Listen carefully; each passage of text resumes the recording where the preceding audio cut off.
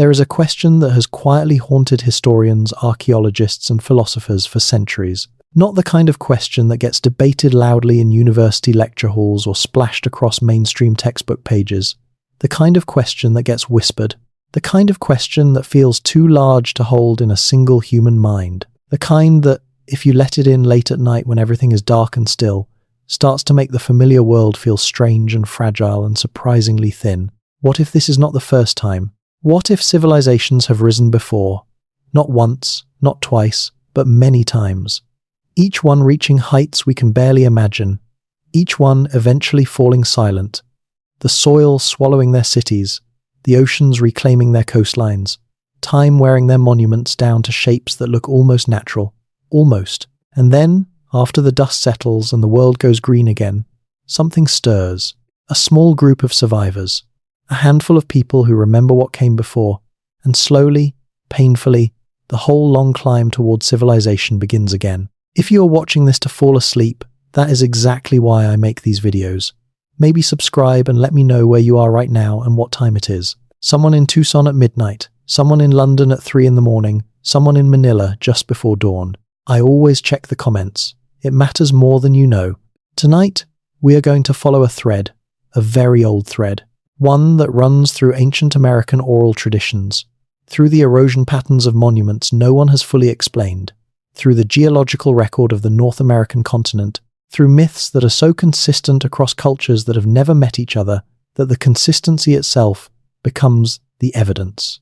We are going to ask whether the civilizations that once inhabited this continent, the ones that vanished before the Europeans arrived, were perhaps not the first people to call this land home, not even close. And we are going to ask the darker question underneath that one. Why does the story keep ending? Who or what keeps resetting humanity? Settle in. This is going to take a while, and some of what you hear tonight is going to stay with you long after the screen goes dark. There is a Hopi prophecy that most people who have heard of the Hopi people have never read in full. The Hopi are one of the oldest continuously inhabited communities in North America. Their village of Old Arabian, Arizona, is considered by many scholars to be the oldest continuously occupied settlement in the United States, dating back at least to around 1100 CE, possibly much earlier. The Hopi have been watching the mesas of the Colorado Plateau for a very long time, and their memory, carried not in books but in ceremony and story and song, reaches back much further than their current village. Their cosmology describes a world that has been created and destroyed not once, not twice, but 3 times before the world we currently inhabit. They call each version of the world a sun. The first world, Tokpela, the second world, Tokpa, the third world, Kuskurza. Each one was a civilization. Each one grew, reached a kind of peak, fell into corruption and imbalance, and was then destroyed by a force that reads almost like a correction, like the world shaking itself clean. The first world ended in fire, the second in ice, the third in flood. We are now, according to the Hopi, living in the fourth world.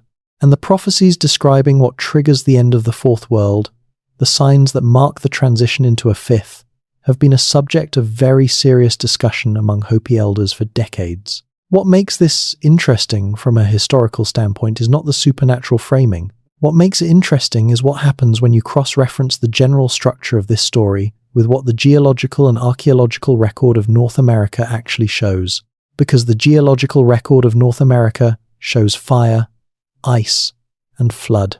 Not once. Not in a neat sequential order, but repeatedly in massive species-ending events that wipe the continental slate almost completely clean. And then again, and then again. The Hopi were not the only people watching. Drive west across the Sonoran Desert in Arizona on a long empty day, and you will eventually pass through a stretch of landscape that geologists call the Channeled Scablands. No, wait, that is Washington State. But let me take you there anyway, because what happened in Washington State roughly 12,000 to 15,000 years ago is relevant to everything we are about to discuss. At the end of the last ice age, there was a lake. It was called Glacial Lake Missoula, and it sat behind a massive ice dam in what is now Montana. The lake was enormous, roughly the volume of Lakes Erie and Ontario combined. And when that ice dam failed, it did not fail slowly. It failed catastrophically. In a matter of days, perhaps hours, somewhere between 500 and 1,000 cubic miles of water roared across the landscape at speeds of up to 65 miles per hour, carving canyons, stripping rock, rerouting rivers, and pouring down into what is now Oregon and Washington, and out into the Pacific Ocean. This is not mythology. This is documented geology. The Missoula floods, as they are known, happened. The evidence is written in the land itself. The strange ripple marks on the hills. The enormous boulders carried hundreds of miles from their origin points. The sudden, violent channels carved into rock that should have taken thousands of years to erode, but instead show signs of being shaped in days. Here is the part that geologists do not always emphasize in the popular telling. This did not happen once. The evidence shows that the Missoula floods happened somewhere between 40 and 100 times over a period of about 2,000 years. The ice dam would reform, the lake would refill, and then the whole catastrophic cycle would begin again. Over and over. Flooding, reforming, flooding again. If anyone was living in the path of those floods, they would have faced a recurring apocalypse. A world that ended and reset and ended again before the dust from the previous ending had even fully settled. Were anyone living there? That is where the official story and the evidence start to diverge in interesting ways. The conventional timeline of human habitation in North America has been revised more times in the last 30 years than in the previous century combined. For a long time, the accepted story was that humans first arrived in the Americas approximately 13,000 years ago, crossing a land bridge from Siberia during a brief window when the glaciers receded and an ice-free corridor opened through what is now Western Canada. These people, the Clovis culture, named after the site in New Mexico where their distinctive spear points were first identified, were considered the founding population, the first Americans. That story has been under serious pressure for decades, and in recent years it has effectively collapsed. Sites across North and South America have now been dated to well before the Clovis window. The Monteverde site in Chile shows evidence of human habitation dating to approximately 14,500 to 18,500 years ago, before the ice-free corridor even existed. The Meadowcroft rock shelter in Pennsylvania has yielded dates of up to 16,000 years. Chiquihue Cave in Mexico has produced stone tools dated to potentially 30,000 years ago, though those dates remain contested. White Sands National Park in New Mexico yielded fossilized human footprints in 2021 that were dated to approximately 23,000 years ago, during the height of the last glacial maximum, when most models said humans should not have been in the Americas at all. 23,000 years ago. That is not a small discrepancy. That is not a margin of error. That is a complete overhaul of the timeline. And the deeper you push into these questions, the more the neat story frays. Because if people were in North America 23,000 years ago, or 30,000 years ago, where is the rest of the evidence? Where are the sites? Where are the cities, the campsites, the middens, the bones? There are several answers to that question. Some of them are mundane, some of them are not. The mundane answer is sea level rise. At the peak of the last glacial maximum, global sea levels were approximately 400 feet lower than they are today. That means the coastlines of 20,000 years ago are now sitting under several hundred feet of ocean water. If early inhabitants preferred coastal regions, which is almost certain given the abundance of marine resources that coasts provide, then the primary evidence of their settlements is now inaccessible. We are not going to find it without extremely sophisticated and expensive deep-sea archaeological work, most of which has never been funded. The less mundane answer is the one that tends to make orthodox archaeologists uncomfortable. What if the absence of evidence is not just a preservation problem? What if it is because there genuinely were resets? Events large enough, widespread enough, to erase the physical record of what came before? This is not a fringe position. This is something a growing number of serious researchers are beginning to consider. Graham Hancock is perhaps the most well-known popular advocate for the idea that a lost civilization, or series of lost civilizations, predates the ones recognized by mainstream archaeology. His work, particularly Fingerprints of the Gods and more recently America Before, has sold millions of copies and sparked the kind of heated academic argument that mainstream archaeology rarely produces. His critics are often dismissive. His supporters are legion. The truth, as it usually does, sits in a complicated middle space. But set aside Hancock for a moment. Set aside the popular presentation entirely and look at the actual academic papers that have emerged in recent years from peer-reviewed journals.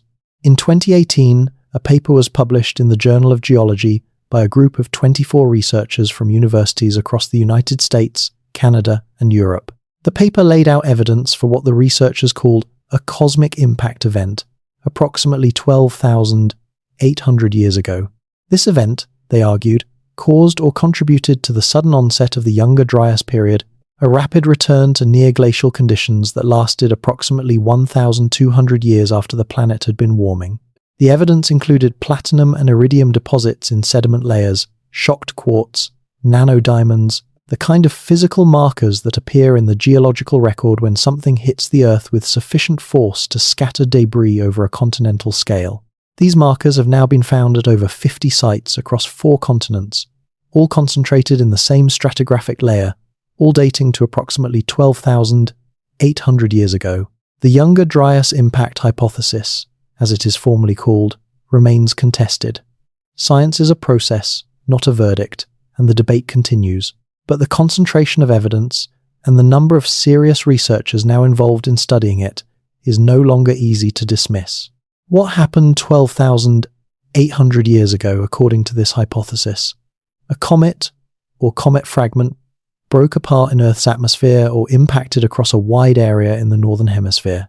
The immediate effects would have included massive wildfires, given the evidence of a layer of black mats, burned organic material, found consistently just below the platinum and iridium layer across North America, widespread cooling, disruption of ocean circulation patterns, the effective collapse of the megafauna of North America, including mammoths, mastodons, giant ground sloths, American horses, American camels, and the short-faced bear, all of which disappeared from the fossil record at almost exactly this time. And the Clovis culture, the people who had apparently been hunting those animals, also effectively disappears from the archaeological record at this same moment.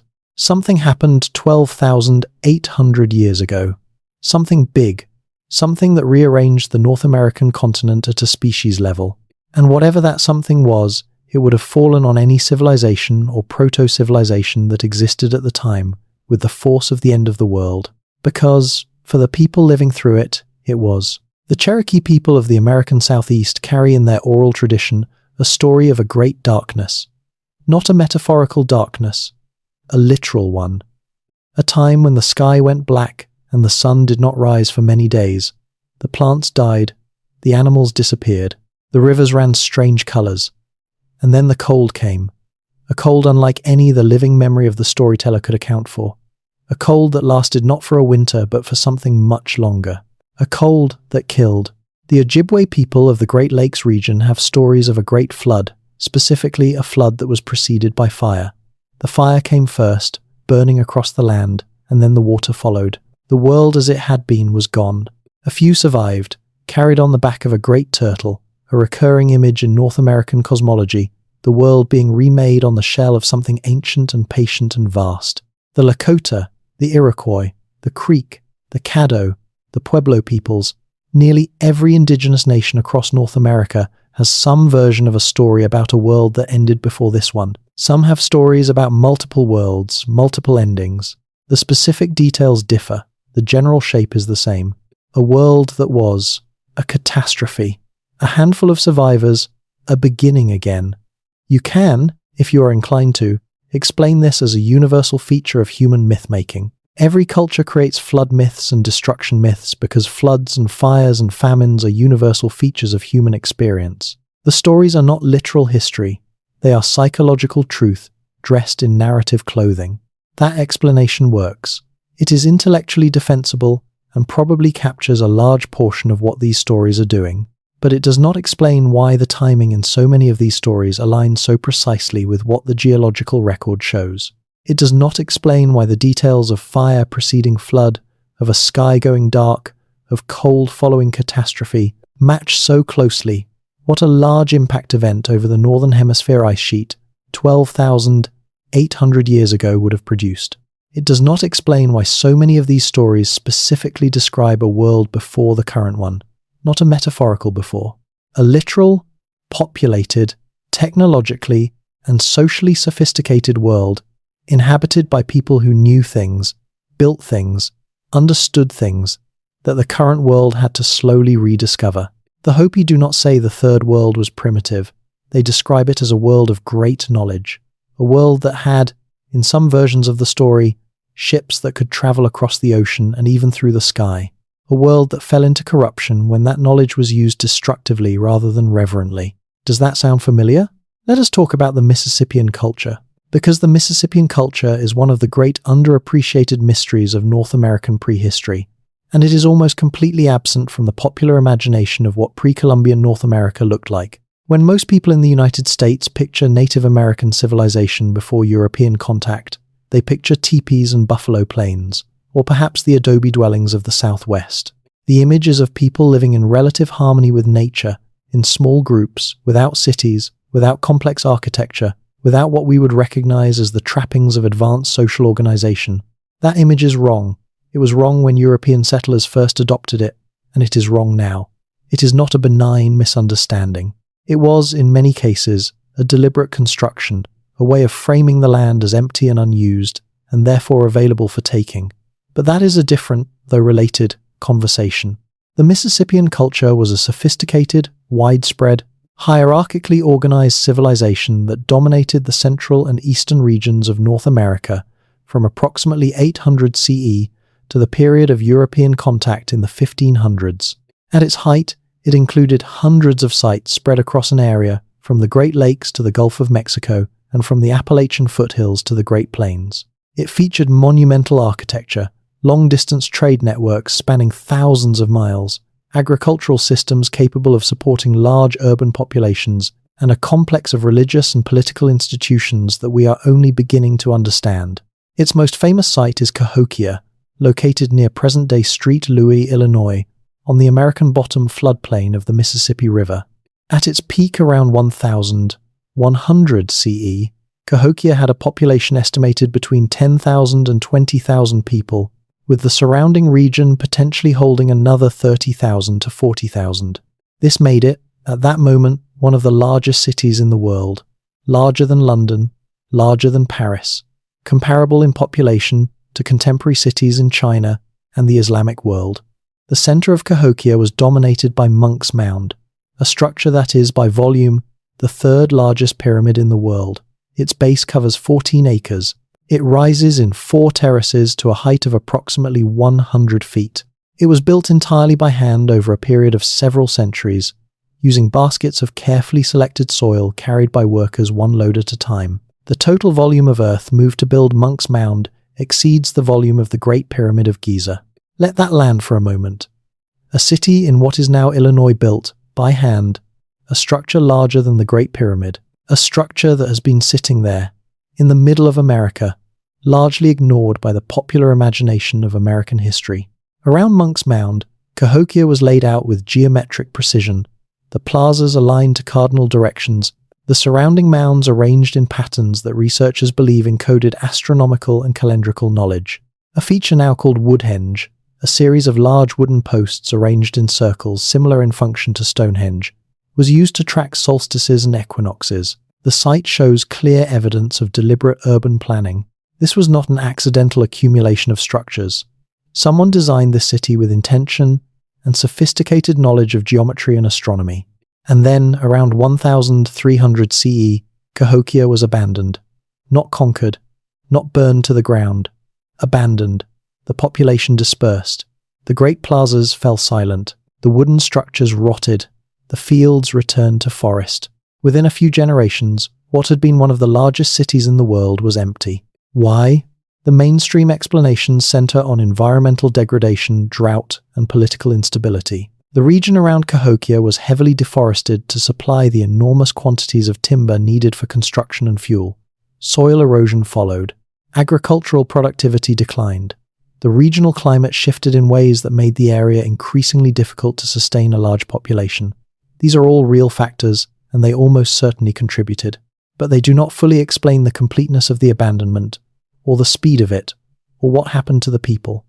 The descendants of Cahokia did not simply rebuild a smaller version of their city somewhere nearby. They scattered. The Mississippian culture itself went into what archaeologists call a dramatic decline in the century or so before European contact, with many major sites being abandoned or dramatically reduced in size. By the time Hernando de Soto marched through the American Southeast in the early 1540s, He encountered a landscape that included significant Mississippian towns and chiefdoms, but also vast stretches of territory that seemed depopulated, filled with the ruins of sites that had once been far larger. De Soto's expedition, it should be noted, was itself catastrophic for the indigenous populations it encountered.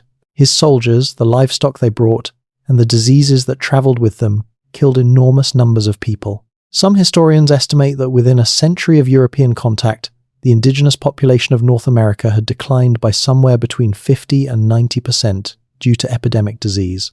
The people that European settlers encountered in the 17th and 18th centuries were the survivors of a biological catastrophe of almost incomprehensible scale. The civilizations those settlers dismissed as primitive were the remnants, the fragments, of something far more complex that the epidemics had largely destroyed within living memory.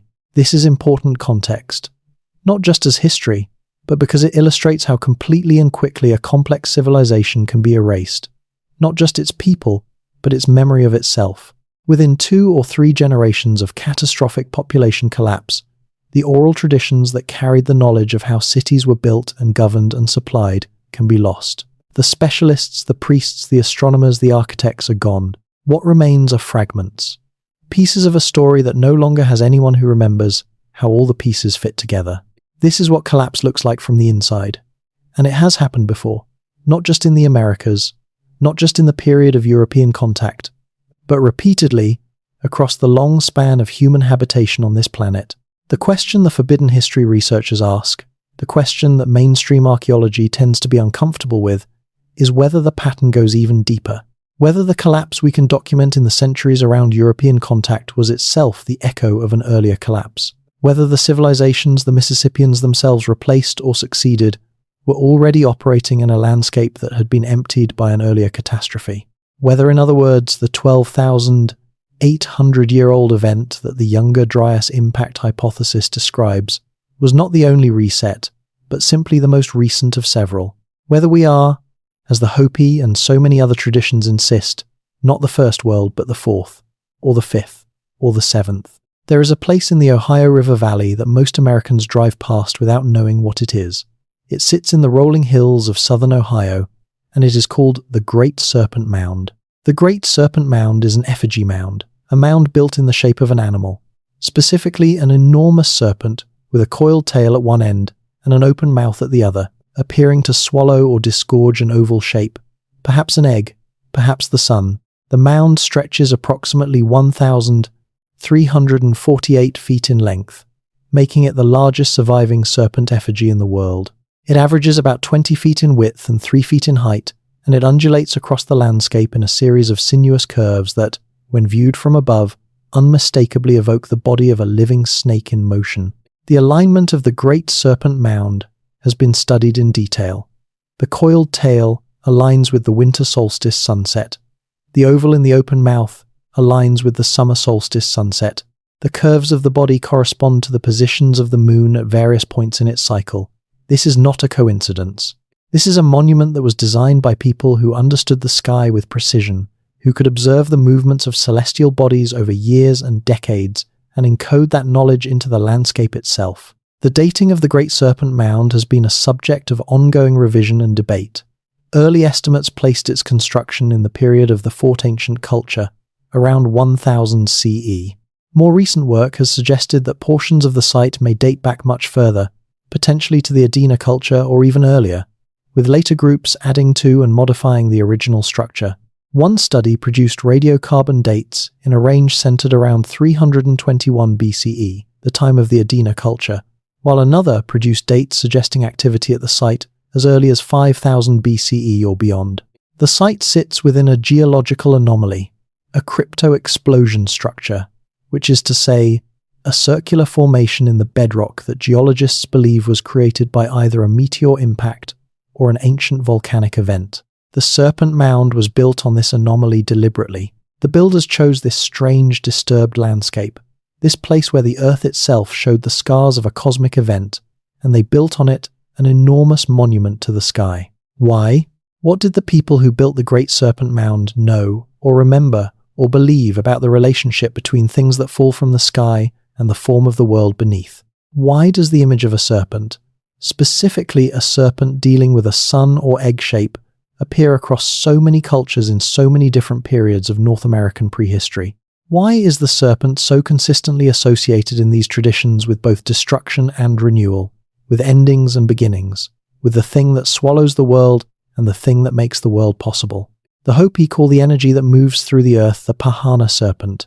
The Aztec called their feathered serpent Quetzalcoatl, a figure who in various versions of the myth came from the east or the north, brought knowledge and civilization, and departed with a promise to return. The Cherokee have the Uktena, an enormous horned serpent of terrible power and dangerous knowledge. The Ojibwe have the Mishipeshu, the great underwater panther, a serpentine figure associated with the dangerous and powerful forces beneath the surface of the Great Lakes. The Maya had the vision serpent, through whose body the ancestors and the gods could be contacted.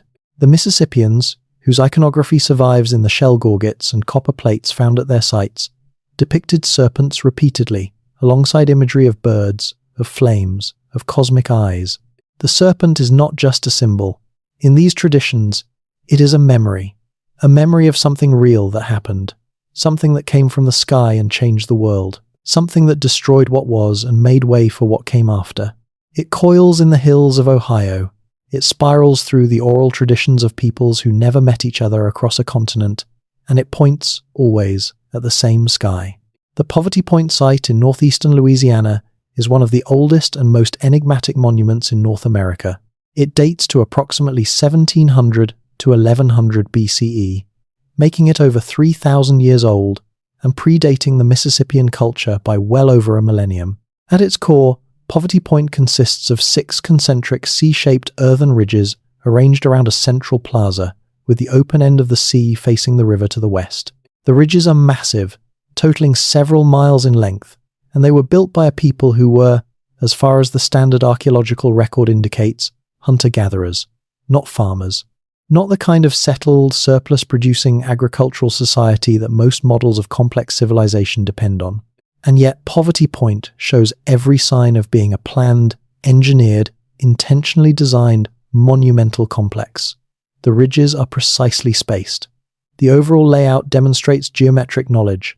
The site served as a major hub in a long-distance trade network that brought exotic materials, chert from the Ozarks, copper from the Great Lakes, soapstone from the Appalachians, galena from Missouri, to a central point in Louisiana for processing and redistribution. Someone was organizing this. Someone had the social authority to direct large numbers of workers over an extended period of time, and the architectural knowledge to design a complex that covered several square miles with precision. The people who built Poverty Point left almost no burials, no obvious elite residences, no clear evidence of the kind of social stratification that usually accompanies monumental construction. This has made them deeply puzzling to archaeologists, who tend to model complexity in terms of hierarchy, a class of rulers and priests directing a class of laborers, with the monuments being expressions of elite power. Poverty Point does not fit that model, which means either our models of complexity are incomplete, or there is something about Poverty Point that we do not yet understand. It was declared a UNESCO World Heritage Site in 2014. It sits in a corner of Louisiana that most Americans will never visit. And it is asking a question that mainstream archaeology has not yet fully answered. What kind of society builds something like this without the social structure we assume is necessary to build it?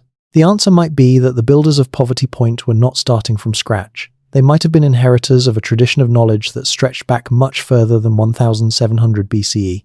They might have been applying principles learned or remembered from an earlier time, building in a landscape that was already understood as significant, encoding knowledge in earthworks the way their predecessors had encoded it in stone alignments and oral traditions. Or they might be exactly what the conventional account says they are, and the mystery is simply that we underestimate what motivated, organized hunter-gatherers are capable of. Both possibilities are interesting.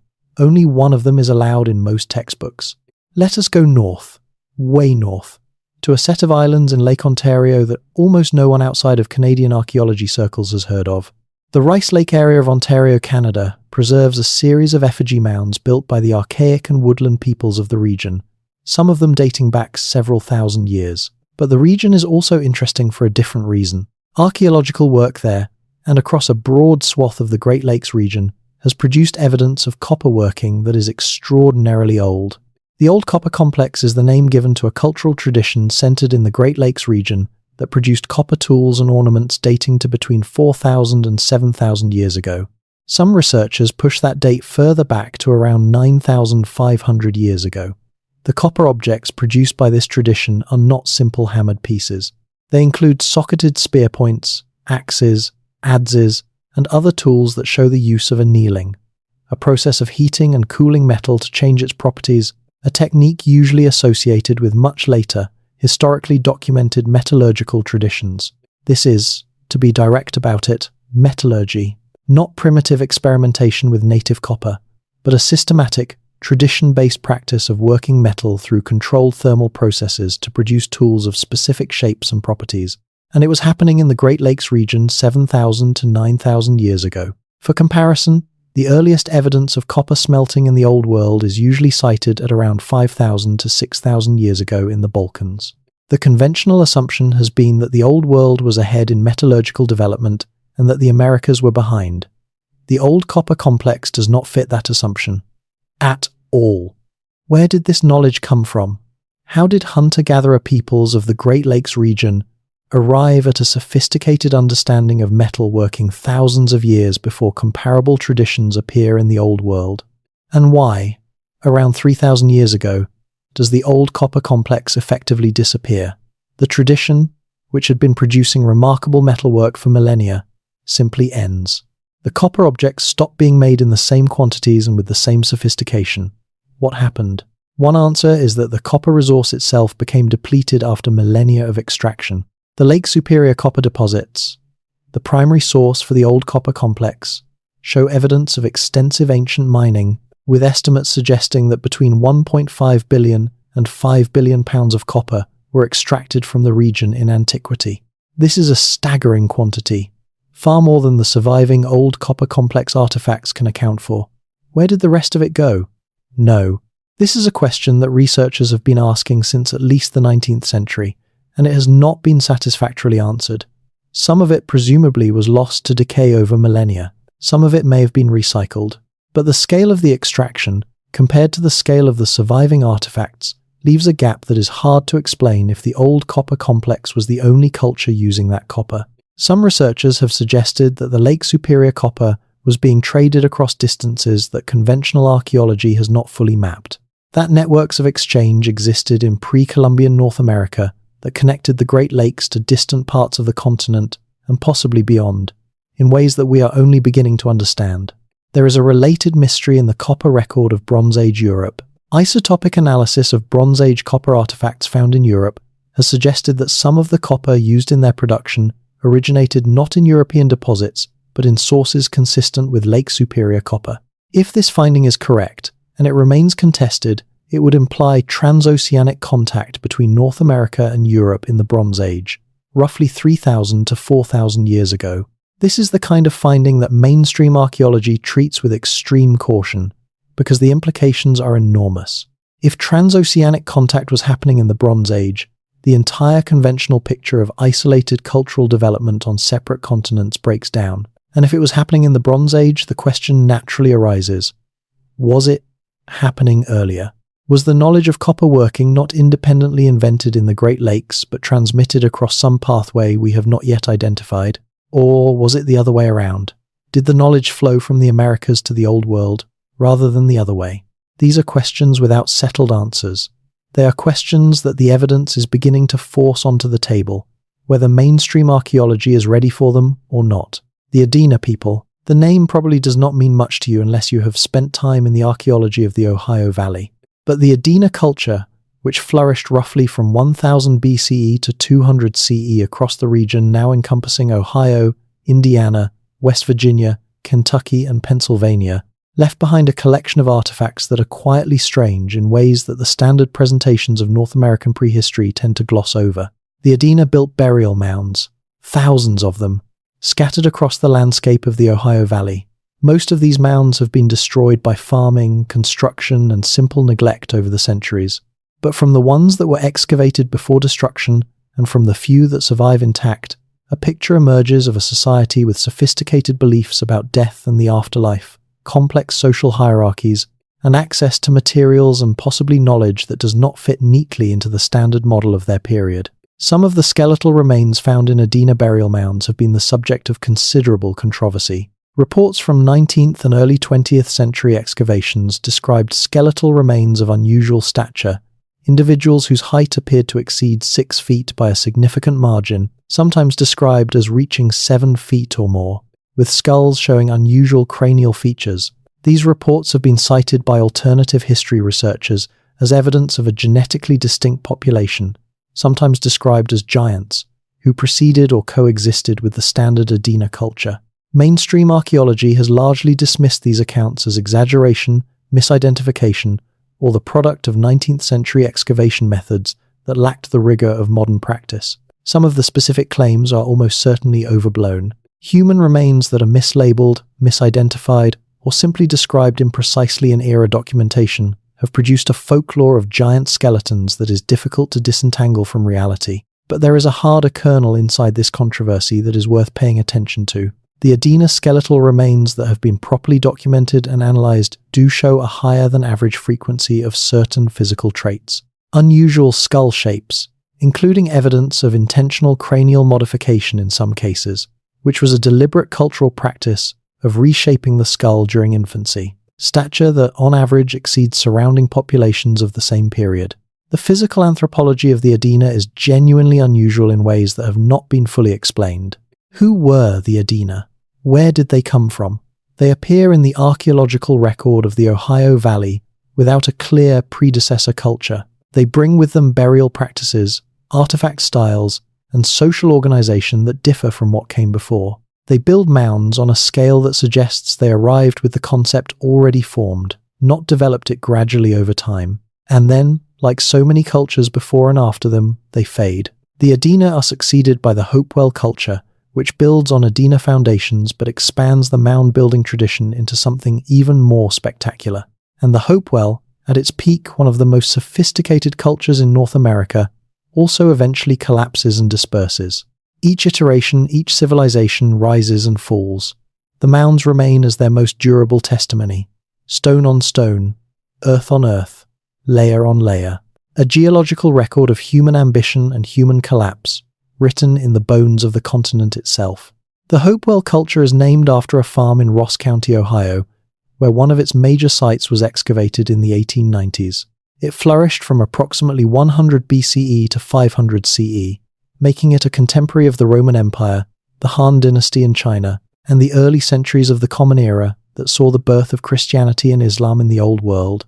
At its height, the Hopewell tradition encompassed a vast interaction sphere, the term archaeologists use to describe a network of exchange and shared cultural practices that stretch from the Rocky Mountains to the Atlantic coast and from the Gulf of Mexico to the Canadian Shield. The Hopewell people moved things across this network at a scale and over distances that still astonish researchers. Obsidian from Yellowstone in Wyoming appeared at sites in Ohio, 1,700 miles away. Copper from Lake Superior showed up across the southeast.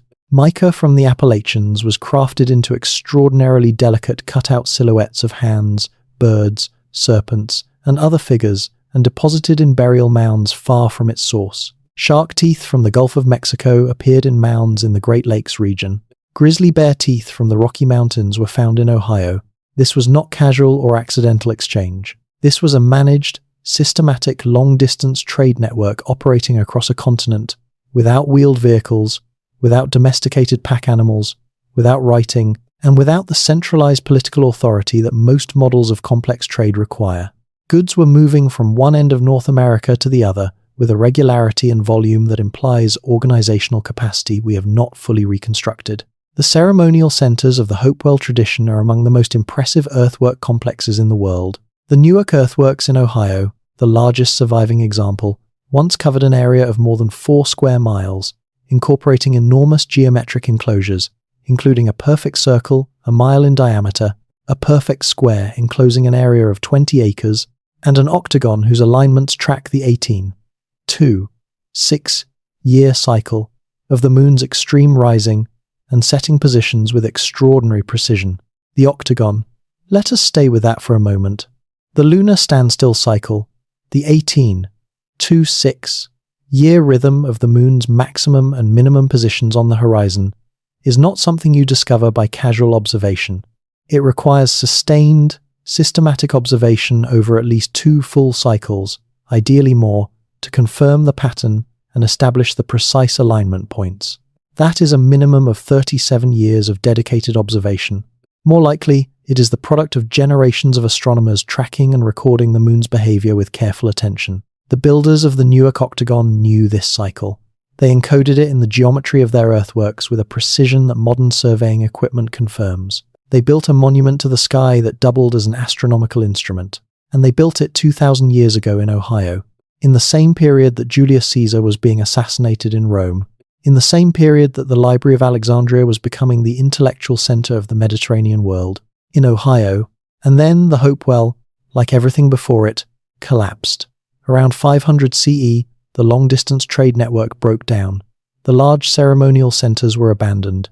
The elaborate mortuary practices that had defined Hopewell culture ceased. The brilliant tradition of Hopewell art, with its sophisticated representation of transformation and cosmic power, stopped being produced. What happened?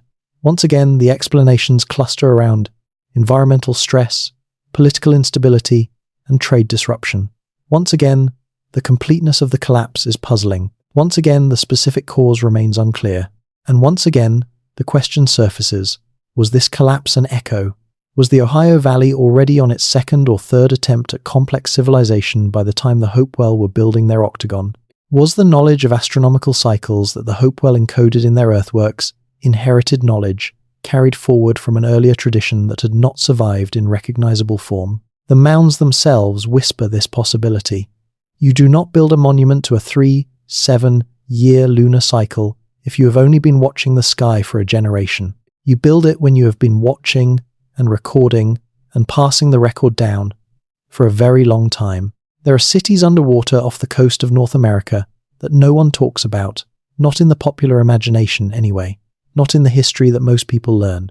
The continental shelf of the eastern seaboard of the United States, now sitting under anywhere from a few dozen to a few hundred feet of water, was dry land during the last glacial maximum. The coastline at that time ran roughly 100 miles east of where it sits today.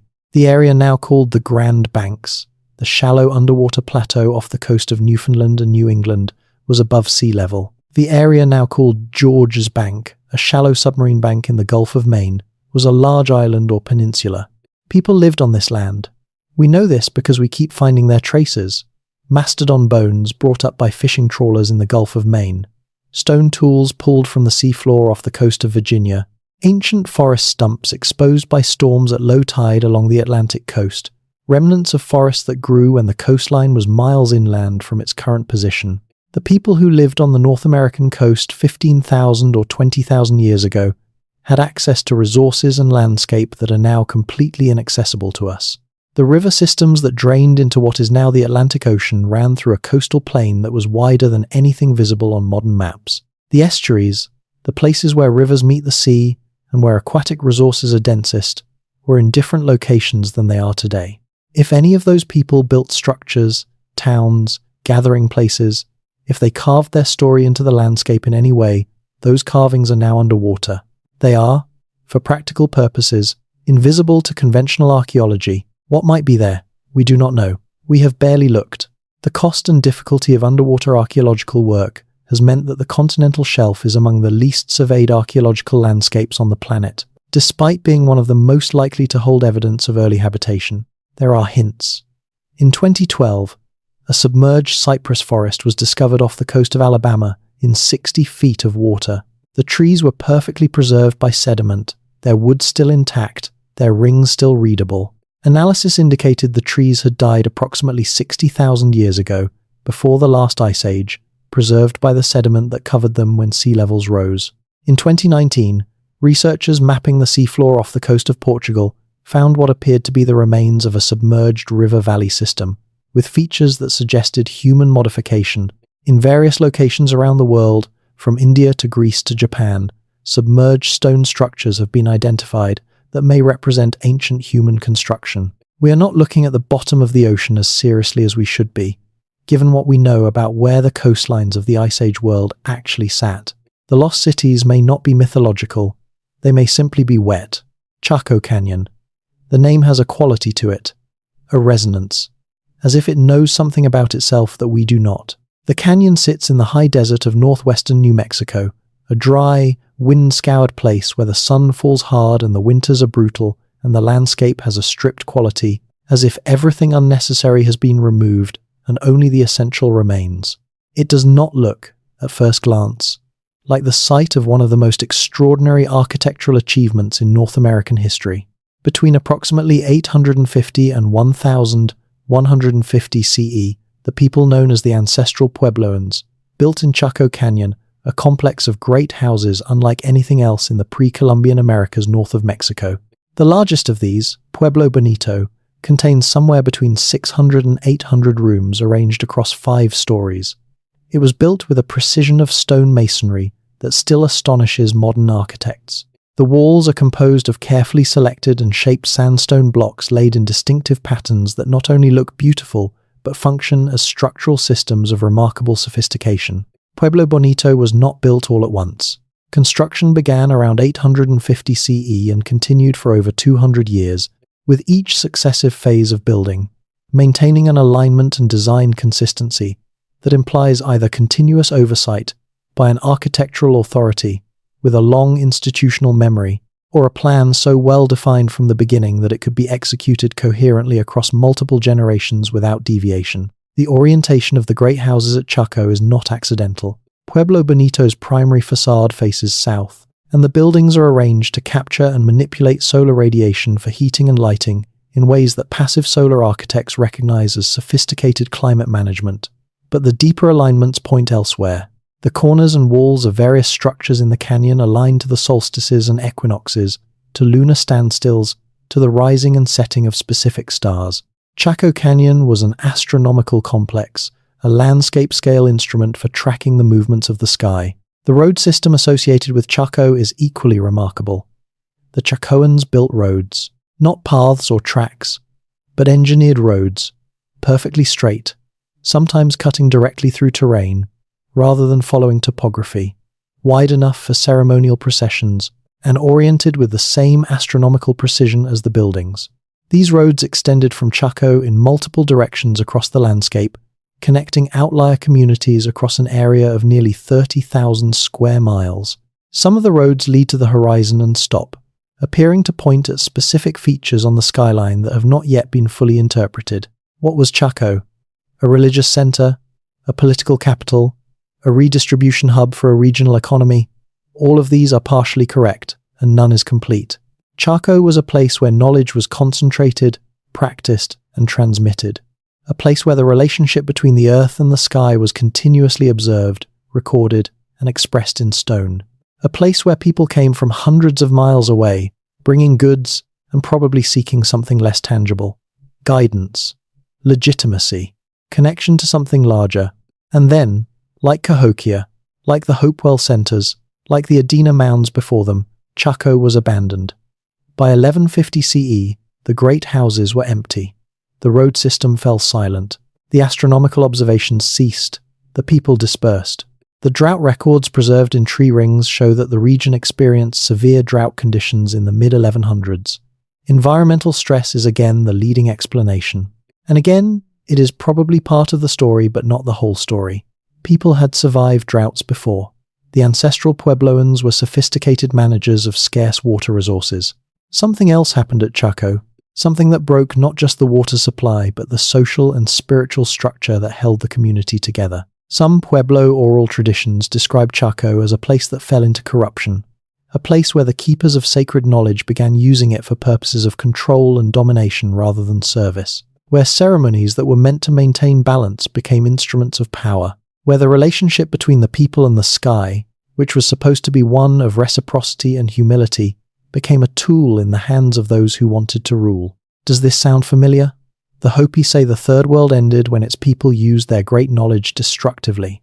The Cherokee say the Old World ended when people forgot their relationship with the rest of creation. Across culture after culture, the story of collapse is not just environmental or political. It is moral and spiritual. A forgetting of what the knowledge was for, a using of power for the wrong purposes, and then, the correction, The reset. Here is what I want you to sit with for a moment. Not a specific site or a specific culture, but the pattern. North America has been the site of at least 5 or 6 major civilizational traditions in the last 10,000 years. The Old Copper Complex, Poverty Point, the Adena, the Hopewell, the Mississippians, the ancestral Puebloans. Each one reached a level of complexity and organization that required sophisticated knowledge of engineering, astronomy, agriculture, and social organization. Each one developed long-distance trade networks that connected distant regions. Each one built monuments that encoded knowledge about the sky, and each one collapsed, sometimes gradually, sometimes catastrophically, leaving behind only fragments of what it had been. And this is just the record that we can see. This is just the record that survived in stone and earth and bone, that was not swallowed by forest or sea or river or simple time. The record that survived when the people who built it did not. What was here before the Old Copper Complex? What was here before Poverty Point? What traditions existed in the Americas during the 10,000 years before these cultures appear in the archaeological record? We do not know. The record is almost entirely empty for those millennia. Not because nothing was happening, because the traces did not survive. And here is the question that the evidence keeps circling back to. The question that the oral traditions of dozens of cultures across the continent have been asking for generations. What if the record is empty? Not because nothing was happening, but because what was happening was destroyed, not gradually erased by time, but actively, catastrophically reset. What if the pattern of rise and fall that we can document in the last 10,000 years is itself the echo of an earlier pattern? What if the civilizations that we can track are the survivors' attempts, the rebuilding after a reset so complete that almost nothing of what came before remained? What if we are not the first technological civilization on this planet? What if we are the 7th, or the 10th, or some number we do not have the records to count? The Zuni people of the American Southwest have a phrase in their cosmology that translates roughly as the people from the 4 previous worlds. Their creation stories describe not 1 but 4 prior ages of the world, each inhabited by people, each ending in catastrophe and transition. The Zuni survived each transition, moving upward through the worlds, carrying with them the accumulated knowledge of what came before and the memory of what was lost. The Lakota describes 7 council fires, a concept that in some interpretations refers not just to 7 bands of the Lakota people, but to 7 ages of the world, 7 iterations of the human experiment, each one teaching something that the next must carry forward. The Maya long count calendar, famously misunderstood in the lead-up to December 2012, does not describe the end of the world. It describes the end of an age, the completion of a great cycle, and the beginning of the next. The Maya understood time as cyclical, not linear. History was not a straight line from primitive past to advanced future. It was a spiral, a wheel within a wheel, each age rising, reaching its potential, declining, and giving way to the next, which would carry forward the learning of what came before and add its own chapter before it too, completed its cycle. This is a fundamentally different relationship with time than the one most of us in the modern Western world inhabit. We think of ourselves as the culmination of history, the most advanced point on a line that has been progressing continuously upward from the Stone Age to the present. The Maya, the Hopi, the Zuni, the Lakota, and many other traditions think of us as one iteration among many. Not better than what came before, not worse, different, carrying different lessons, facing different tests. The test for this age, according to many of these traditions, involves the same question that keeps appearing in the stories of every collapse we have examined tonight. Not whether we can build things, not whether we can develop knowledge and technology and social organization. We have clearly demonstrated that we can do all of that. The test is what we do with it. Whether we use it in service of balance and reciprocity and the continuation of life, or whether we use it in service of domination and extraction and the accumulation of power in the hands of the few. Every civilization that left its mark on the landscape of North America eventually faced this test. The mounds are still there. The stone alignments are still there. The oral traditions are still there, held in the memory of communities that have carried them through epidemics and forced relocations and systematic attempts to erase them. They are all saying the same thing, not loudly, quietly, in the way that things you really need to hear are always quiet. Pay attention. Remember what the knowledge is for. Do not forget the relationship. If you forget, the world will remind you. The reset is not a punishment, it is a correction. Let us talk about the Anasazi. Or rather, let us talk about why we no longer call them the Anasazi. The word Anasazi is a Navajo term that translates, roughly, as ancient enemy, or more precisely, ancient ones who are not us. The Pueblo peoples, who are the actual descendants of these people, prefer the term ancestral Puebloans, and we should respect that preference both because it is more accurate and because the people themselves have asked for it. But the term Anasazi remains in wide use, and the culture it refers to is extraordinary by any measure. The ancestral Puebloans built in the canyon country of the Colorado Plateau from roughly 500 BCE to about 1300 CE, a span of nearly 2,000 years. Their architectural achievements are among the most technically impressive in pre-Columbian North America. The cliff dwellings at Mesa Verde, Colorado, carved into the faces of canyon walls hundreds of feet above the canyon floor, combine extraordinary engineering with an understanding of their environment that still impresses contemporary architects. The south-facing alcoves in which the dwellings were built capture winter sunlight, while being shaded from the intense summer sun, providing natural climate regulation in an environment of extreme seasonal temperature variation. Cliff Palace at Mesa Verde contains 150 rooms and 23 kivas, the circular underground or semi-subterranean ceremonial chambers that are a defining feature of ancestral Puebloan architecture. It housed, at its peak, somewhere between 100 and 150 people. It was not just a residence. It was a religious complex, a community gathering place, an expression of cosmological understanding in built form. The kiva itself is interesting in this context.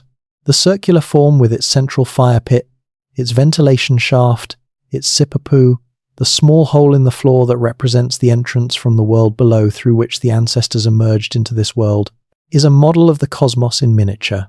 The roof represents the sky, the walls represent the four directions, the floor represents the earth, the sipapu represents the connection to the previous world. Every ceremony conducted in a kiva is conducted inside a representation of the universe itself. The ancestral Puebloans understood, as their descendants continue to understand, that the way you build your space reflects your understanding of reality. You do not build a kiva unless you believe that the universe has a structure, that the four directions matter, that the ancestors are real and accessible, that the connection between the world above and the world below is something that must be maintained through ceremony and attention. This is not superstition. This is a sophisticated cosmological framework that encodes a relationship with time, space, and the natural world that took many generations to develop and refine. It is, in its own way, as sophisticated as any cosmological framework the modern world has produced, and it has the advantage of having been tested against the demands of actual life in a specific landscape over a period of nearly 2,000 years. And then, around 1300 CE, the ancestral Puebloans abandoned the Colorado Plateau. Not all at once. Over a period of several decades, the cliff dwellings, the great houses, the elaborate ritual complexes were left behind. The population moved south and east, to the Rio Grande Valley, where the Pueblo communities that exist today are their direct descendants. The drought is again part of the explanation. The late 13th century was marked by severe drought across the Colorado Plateau, the evidence preserved in tree rings that tell the story of rainfall decade by decade across centuries. But the abandonment of the Colorado Plateau was not simply a response to drought. It was a cultural transformation. The communities that had organized themselves around the ceremonial centers of the plateau restructured themselves around a different model in the Rio Grande region. The knowledge survived, the culture survived, but the specific form it had taken on the plateau was left behind like a shed skin. Some Pueblo oral traditions describe the departure from the plateau as a spiritual journey, a migration that was directed by religious authority and cosmic timing as much as by practical necessity. The Katsinam, the spirit beings who serve as intermediaries between the human world and the divine, instructed the people to move. The time of the plateau had come to its completion. A new phase was beginning. This is the indigenous understanding of what historians call collapse. Not failure, not defeat, completion.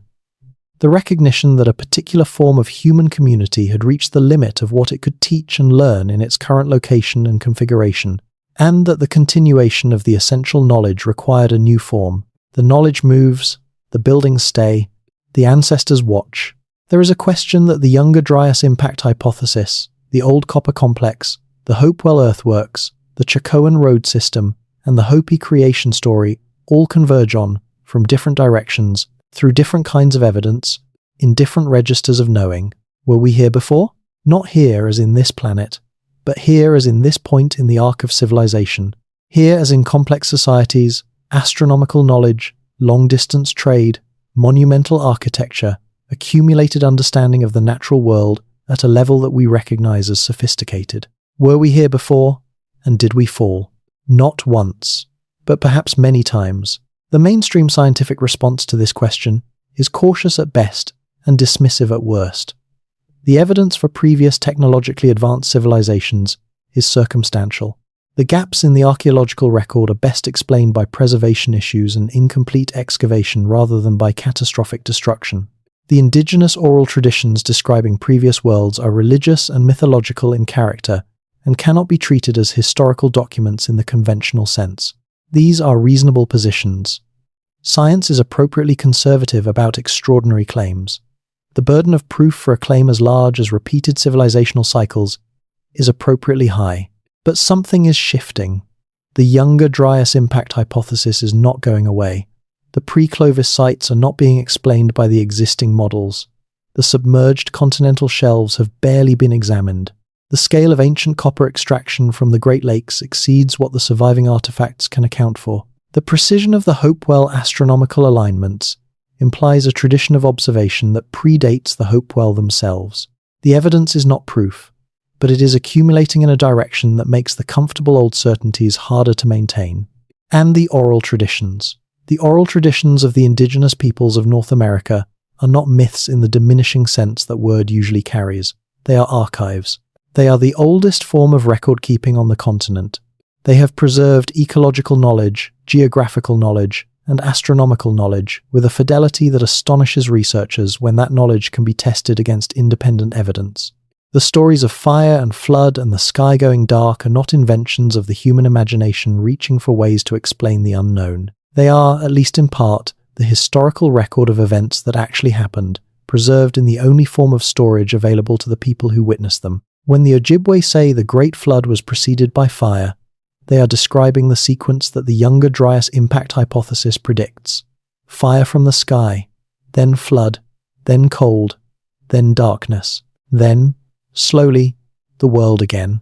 When the Hopi say we are the fourth world, they may be counting, not metaphorically, literally. 1, 2, 3, and now 4, each one starting from the survivors of the last one, each one reaching toward the sky, each one eventually forgetting why it was reaching, each one being corrected. Who keeps resetting humanity? Maybe the answer is not a who, maybe it is a what. The universe itself. The cyclical movement of the solar system through regions of the galaxy where the risk of bombardment is higher. The regular oscillation of the Earth's climate between glacial and interglacial periods. The internal dynamics of human civilization, which seems to follow a pattern of growth and collapse as reliably as any natural system. Or maybe the answer is something stranger. The traditions that describe the reset in terms of choice rather than fate. The Hopi elders who say the end of the fourth world is not inevitable but conditional. That what humanity does with its knowledge in the time remaining determines whether the transition is catastrophic or graceful, whether we carry the essential understanding into the next cycle or start again from almost nothing. This is the uncomfortable heart of the forbidden history of pre-Columbian North America, not the question of whether there were lost civilizations, but the question of what they knew, and why they lost it, and whether we are in the process of losing it again. The mounds are still there, the alignments are still there, the stories are still there. Are we listening? There is a phenomenon in the study of ancient North American earthworks that researchers call the sacred landscape. It refers to the practice, documented across cultures from the Hopewell to the Mississippians to the ancestral Puebloans to the mound builders of Florida and Louisiana and the Pacific Northwest, of treating the landscape itself as a text, of reading geological features, river confluences, hilltops, and horizon lines not just as practical geography but as meaningful, as carrying information about the relationship between the human world and the larger cosmos. When the builders of the Newark earthworks laid out their geometric enclosures over a landscape of more than 4 square miles, They were not just building impressive monuments. They were making the landscape say something. They were encoding, in a medium that they expected to last much longer than wood or fabric or even stone, a set of relationships between earth and sky and human understanding that they wanted to survive them. When the builders of the Serpent Mound positioned their creation over a crypto-explosion structure, they were making a statement about the relationship between things that fall from the sky and the world that receives them. They were placing a memory in the landscape, a memory of fire from above. When the Chacoans built their roads, perfectly straight roads that cut through terrain rather than following it, roads that led from the canyon to the horizon and stopped at specific skyline features, they were mapping something that was not primarily practical. They were mapping meaning. They were building in 3 dimensions, a picture of how the world was organized and how the human community fit within that organization.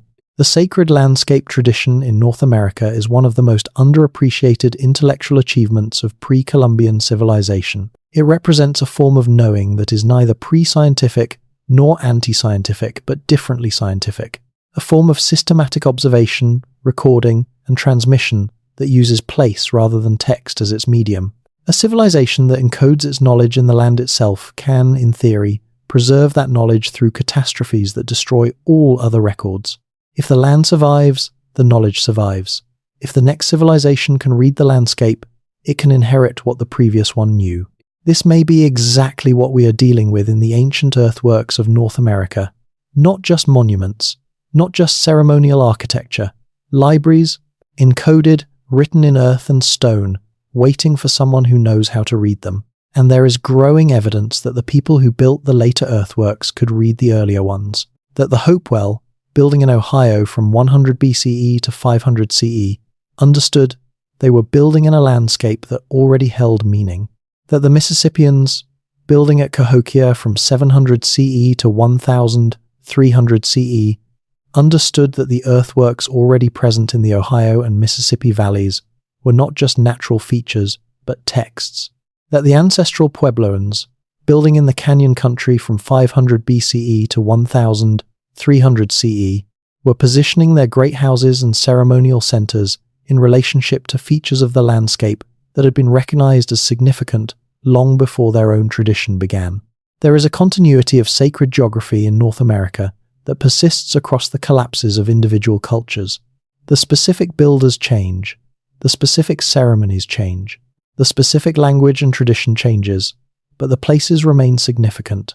And the orientation of the monuments toward the sky, toward specific astronomical events, toward the memory of fire and flood and cosmic intervention that persists.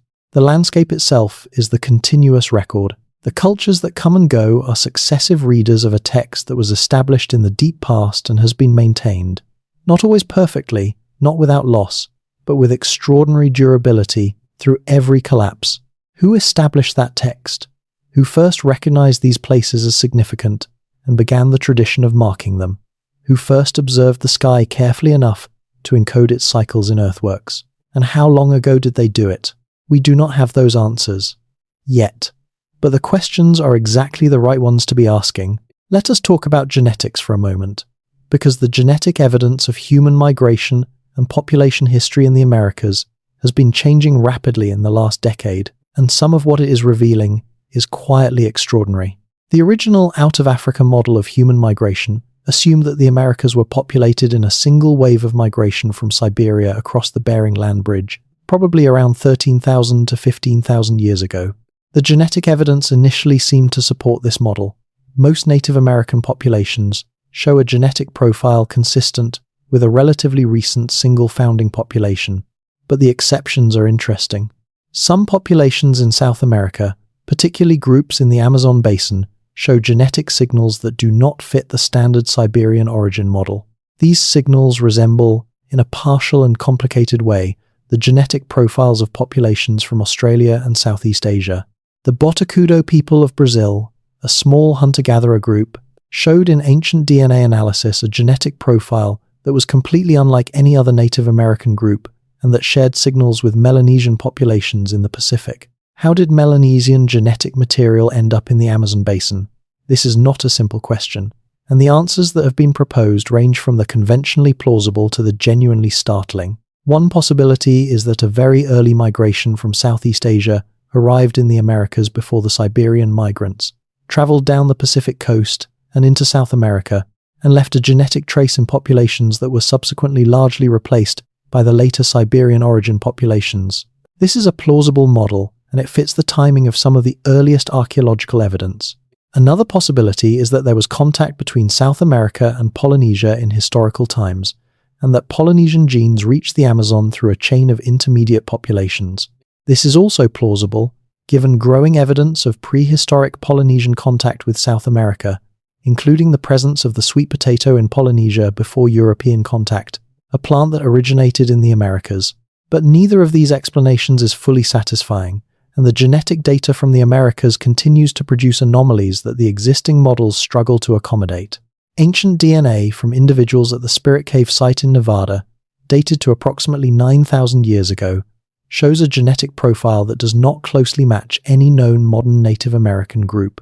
The Kennewick Man, an ancient skeleton found in Washington state in 1996 and dated to approximately 9,000 years ago, showed physical features that led some researchers to suggest a non-East Asian ancestry, though subsequent ancient DNA analysis suggested he was most closely related to modern Native American populations.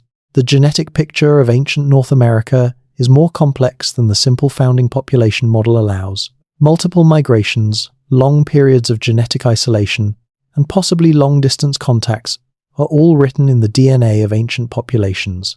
We are still reading that writing, and the story it tells is older and more complicated than the conventional one. What it does not show, to be clear, is evidence of a genetically distinct pre-sapiens civilization in the Americas. There is no DNA evidence of a lost superior race or a non-human founding population. The people who built Cahokia and the Hopewell earthworks and Chaco Canyon were anatomically modern humans, Homo sapiens, fully human in every measurable biological way. But the diversity and complexity of the genetic record suggests that the Americas have been inhabited, possibly continuously, by human populations of varying origins and migration histories for far longer than the conventional model acknowledged. Long enough that the question of what was here 20,000 or 30,000 years ago is not merely speculative, it is a genuine archaeological frontier, and that frontier is only beginning to be explored. There are stones in the desert of the American Southwest that are covered with images, petroglyphs, rock art, images pecked into the surface of desert varnish, the dark mineral coating that forms on exposed rock surfaces over centuries and millennia. Some of these images are clearly representational: deer, bighorn sheep, human figures. Some are abstract: spirals, concentric circles, geometric grids, dot patterns that appear to map the sky. The dating of rock art is notoriously difficult.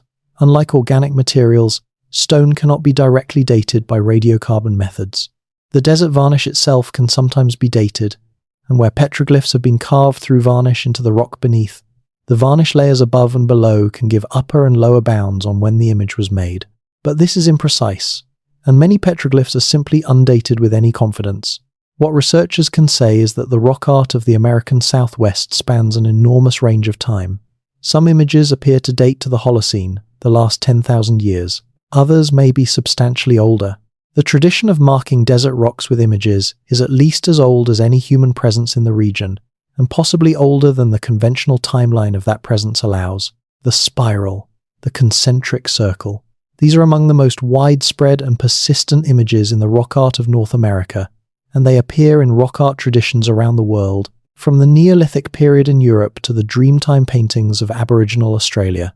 The spiral, in particular, seems to carry something universal, a symbol of movement, of time, of cycles within cycles, of the return of what has been and the passage into what will come. At Chaco Canyon, the Sun Dagger site, discovered by artist Anna Sofer in 1977, consists of 3 stone slabs positioned on a butte above the canyon in such a way that on the summer solstice, a dagger of light falls through a gap between the slabs and bisects a spiral petroglyph carved into the canyon wall behind them. On the equinoxes, 2 daggers of light frame the edges of the spiral. On the winter solstice, 2 smaller daggers of light bracket a smaller spiral nearby. The site is a precise solar calendar, incorporated into the landscape in a form that requires no instruments, no writing, No specialized technology other than the careful placement of 3 stones and the carving of 2 spirals. Who placed those stones? Not the Chacoans, necessarily. The site may predate the Chacoan Great House tradition. The Chacoans may have incorporated an existing sacred site into their own ritual landscape, recognizing a place that had been used for astronomical observation long before their culture gave it its current form. The Sun Dagger site is, in miniature, a metaphor for the larger question we are exploring tonight. An ancient technology, simple in its materials and complex in its knowledge, preserved in a landscape that has been recognized as significant by successive cultures, each of which adds to it without quite knowing how deep the original goes. The spirals spin in the desert light. They have been spinning since before any living tradition can remember making them. They will be spinning after every living tradition currently on Earth has been replaced by whatever comes next. The sky itself is the clock, the stone is the instrument, and someone, a very long time ago, understood both well enough to make them work together. We have been orbiting the central question for a long time now, the way you orbit something enormous in the dark, circling it, feeling its gravity, understanding its size by the arc of your own path around it. So let us address it directly. Is there a 7th civilization? The Hopi say 4th world. The Zuni say 5 worlds prior. Some interpretations of Maya cosmology count the current age as the 5th sun. The Lakota's 7 council fires suggest at minimum a deep reckoning with cyclical time. If we take these traditions seriously, not as literal history in a Western documentary sense, but as the best attempts of sophisticated observers to describe the structure of deep time, then the number of previous worlds or ages varies by tradition from 3 to 7 or more. The idea of 7 civilizations is not itself from any single indigenous tradition. It is a synthesis, a way of organizing the evidence that suggests multiple cycles of rise and fall into a framework that can be articulated and discussed. Whether the actual number is 4 or 5 or 7 or 12 is less important than the structure it implies, that we are not the first, that there have been others, that something ended them, and that the survivors of each ending carry forward what they can into the next attempt. The evidence that something like this may have happened includes the geological evidence of the Younger Dryas event and the pattern of continental flooding and fire that the evidence suggests. It includes the anomalous antiquity of the White Sands footprints and the pre-Clovis sites across the hemisphere. It includes the technological sophistication of the Old Copper Complex, Poverty Point, the Hopewell Earthworks, and the Chacoan road system, which in each case exceeds what the conventional model of their period would predict. It includes the submerged continental shelves that we have barely examined. It includes the genetic complexity of ancient American populations that does not fit the simple founding population model. It includes the convergent oral traditions of cultures across the continent, describing previous worlds, destroyed and rebuilt, carrying forward essential knowledge through catastrophe. None of this is proof. It is evidence. It is a pattern, and the pattern points toward a history that is older, stranger, and more cyclical than the one we teach in schools. The question that matters most, the question that the indigenous traditions of North America have been raising for generations, is not really about the past. It is about the present. If civilizations have risen and fallen before, and if the collapses were related in some way to how those civilizations used their knowledge, then the lesson is not primarily historical. It is not an academic curiosity about what might have been before the Hopewell. The lesson is a question addressed to right now, to us, to this civilization, the one that has more knowledge, more technology, more capacity for both creation and destruction than anything that can be documented in the long record of human attempts. What are we doing with it? The Hopi elders who have spoken publicly about the signs of the end of the 4th world do not describe extraterrestrial intervention or divine wrath. They describe the consequences of choices. A world in which the waters are poisoned. A world in which the sky is filled with lines left by machines. A world in which people's heads move in boxes, meaning, in one interpretation, a world in which human attention is captured by screens. A world in which the original instructions, the original understanding of the relationship between the human community and the rest of creation, have been forgotten. These are not metaphors, they are observations. And whether you take the Hopi prophecies as literal predictions of specific events, or as the accumulated wisdom of long observation of what happens when civilizations lose their relationship with balance, the observation is sound. What happens when a civilization forgets what the knowledge is for? Look at the mounds. Look at the cities under the water. Look at the burned layer at 12,800 years ago. Look at the astronomical alignments built by people who knew, with precision, that the sky was a clock that would tell them what time it was in the larger cycle of things. They knew, and then they forgot, and then something reset.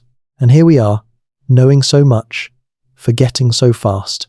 There is a tradition among some Pueblo communities of what is called the return of the blue star Kachina.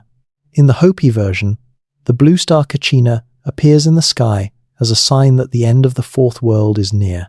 Not as a punishment, but as a signal, a mark placed in the sky by the larger order of things to let those who are watching know that the cycle is completing. Researchers who track astronomical anomalies have noted that the description of a blue star appearing unexpectedly in the sky matches several possible astronomical events.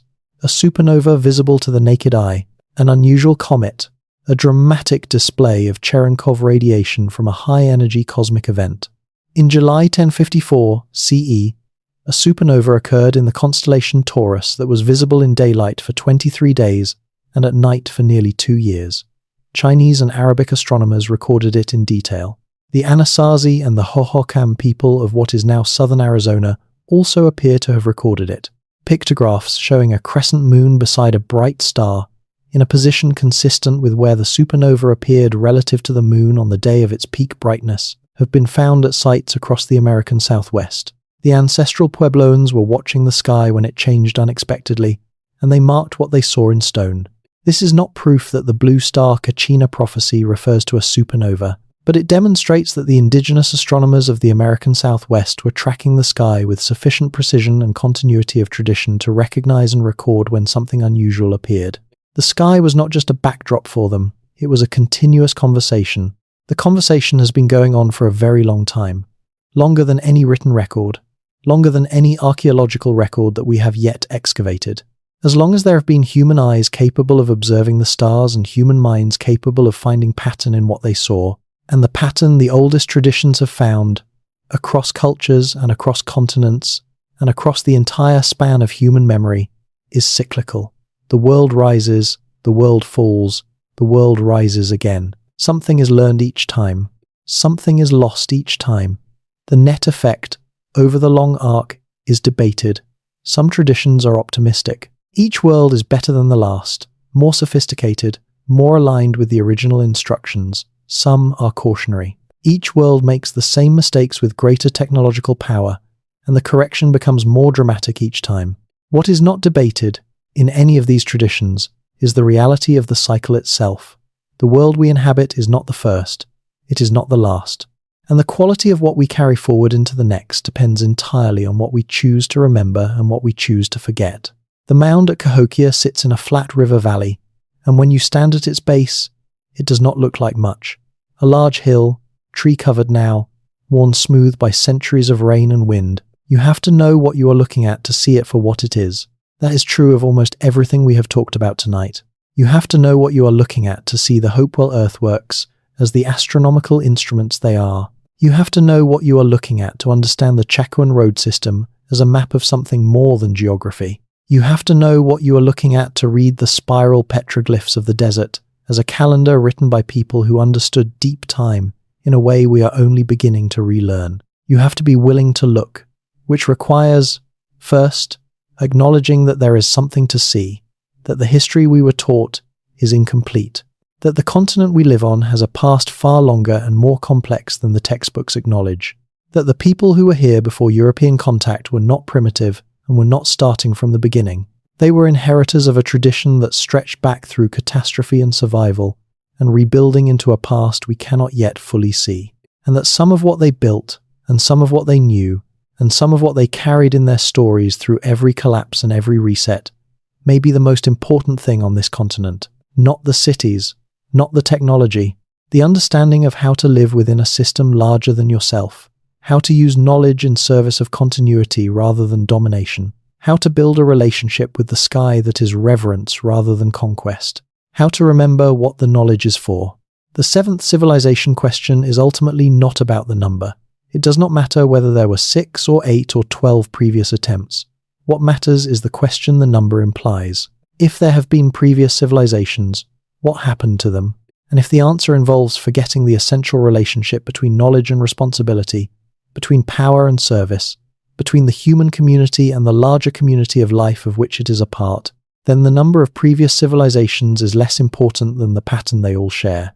And whether we are in the process of completing that pattern again, the mounds are still there, the alignments are still there, the stories are still there, the spiral still turns in the desert light, the moon still rises over the octagon in Newark, Ohio, at the same position it rose when the Hopewell people marked it there 2,000 years ago. Some things do not reset. The sky continues. The cycles continue. The knowledge, buried in earth and stone and story, waits. We are the civilization that has the technology to read all of it. Satellite imaging has revealed earthworks invisible from the ground. Ground-penetrating radar has found structures buried under centuries of soil. Ancient DNA analysis has given us access to the biological record of people who left no written words. We have tools that our predecessors could not have imagined.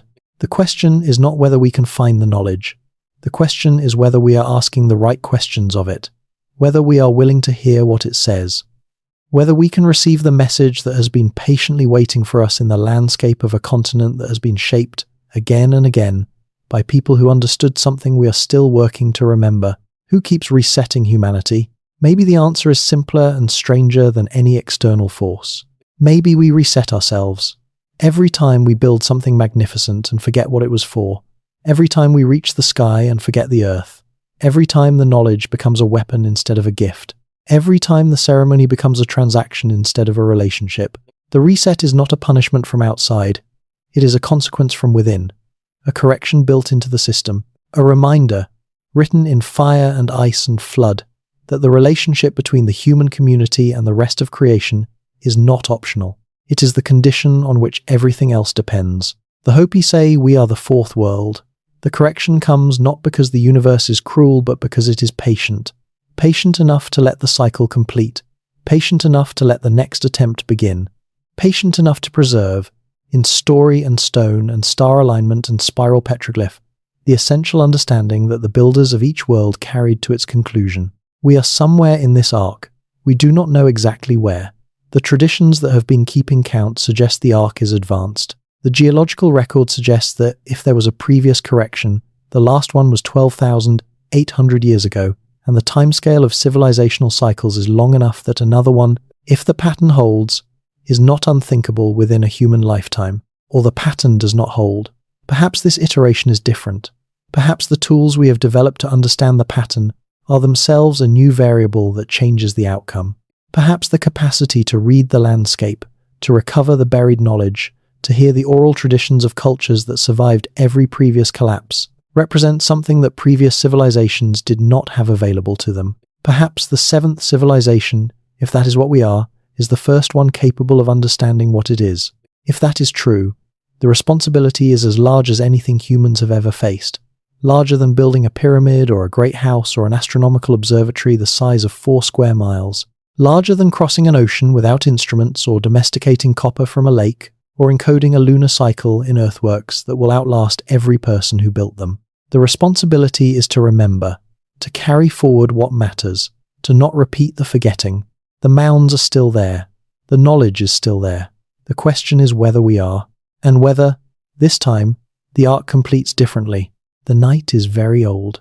The stars that the Hopewell watched, the stars that the Chacoan astronomers tracked through their precisely aligned windows, the stars that the Ojibwe and the Hopi and the Lakota have been reading for longer than any written record exists, those stars are still there above you right now.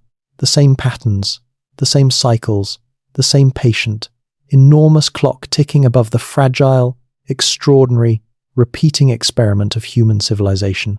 You are made of the same stuff as the people who built Monk's Mound and the Great Serpent Mound and the Octagon at Newark. Literally. The same elements, the same ancient chemistry, the same capacity for wonder and error and persistence and forgetting and beginning again. You carry in your body the genetic legacy of everyone who survived every previous catastrophe, the people who made it through the Younger Dryas, the people who carried the tradition of copper working across the Great Lakes for 7,000 years, the people who watched the blue star appear in 1054 and marked it in stone, the people who built the road from Chaco to the horizon and stood at the end of it, looking at what the sky told them about what came next. You carry it all, not as memory, not consciously, but in the architecture of your DNA and in the deep structure of your nervous system and in the instinct toward pattern and meaning and story that is one of the most ancient and persistent features of the human mind. You are a thread in a tapestry that is vastly older than you know, and the tapestry, despite everything, is still being woven. The mounds are still there, the spirals still turned, the moon still rises over the octagon, the blue star has not appeared yet. Rest now. Let the questions settle. The landscape will be there in the morning, patient and full of what it remembers, waiting for the day when we are ready to ask it everything. And in the space between waking and sleeping, if you listen, you can almost hear it, the old knowledge, moving through the dark, patient, certain, still here. Still here. I appreciate you listening. If you enjoyed the story, drop your thoughts in the comments. I would love to read them. There is a place in Georgia that sits between the Ocmulgee River and the edge of a bluff, and it is called Ocmulgee Mounds. The national monument that preserves it today represents only a fraction of the original site, which at its peak covered an area of several square miles along the river floodplain. The mounds that remain are impressive enough. A large platform mound rising 55 feet above the surrounding landscape, a burial mound that has yielded extraordinary artifacts, and, most remarkably, an earth lodge, a circular ceremonial structure that has been partially reconstructed, whose interior walls still show the original molded clay bench in the shape of a stylized eagle, the sacred bird of the Mississippian tradition, with seating for around 47 people arranged along the bird's outstretched wings. That earth lodge is approximately 1,000 years old. It is one of the oldest surviving interior spaces in North American history. And when you stand inside it, with the reconstructed roof above you and the clay eagle below your feet, you feel the weight of the time it represents. Not just 1,000 years, but everything that came before it. The mound complex at Ocmulgee was not built in the Mississippian period. It was built on a site that had already been occupied for thousands of years.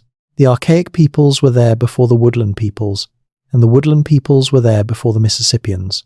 The site was recognized as significant across a span of time that is almost incomprehensible. Why this place? What did the people who kept returning to this particular bend in the Ocmulgee River over thousands of years recognize in it that made it worth returning to? The river itself is part of the answer. River confluences, places where waters meet, are often recognized as sacred in indigenous traditions across North America.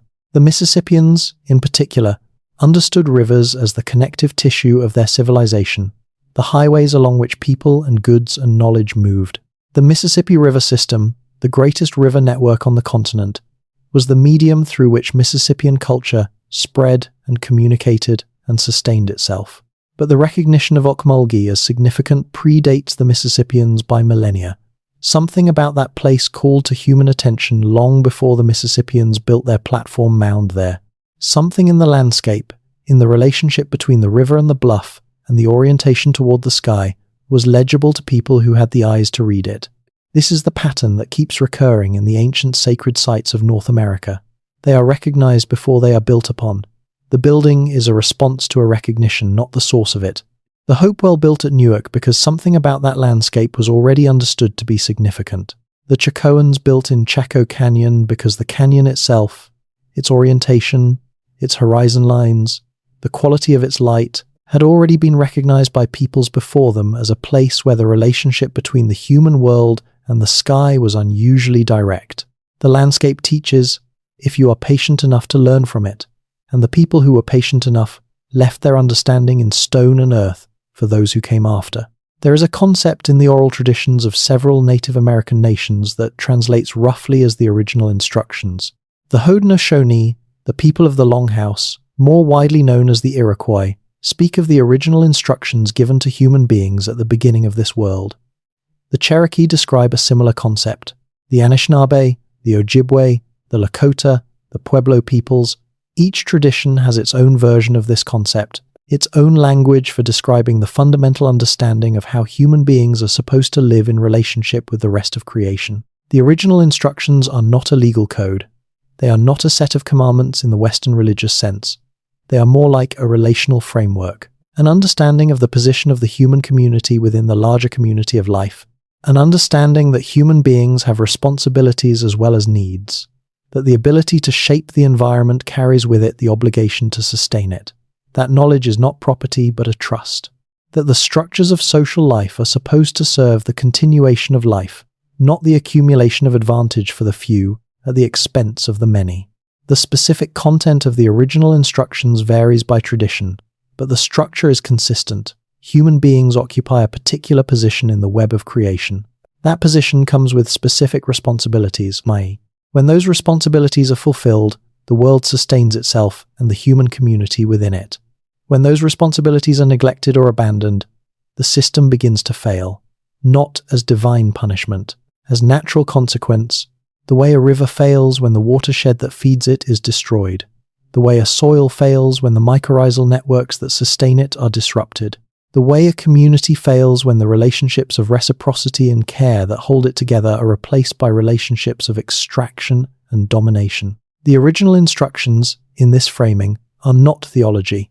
They are ecology. They are the accumulated observation of thousands of years of watching how systems work, what sustains them and what destroys them, encoded in a form that could be transmitted through catastrophe and survival and rebuilding, because it was encoded not in technology or infrastructure, but in story and ceremony and relationship.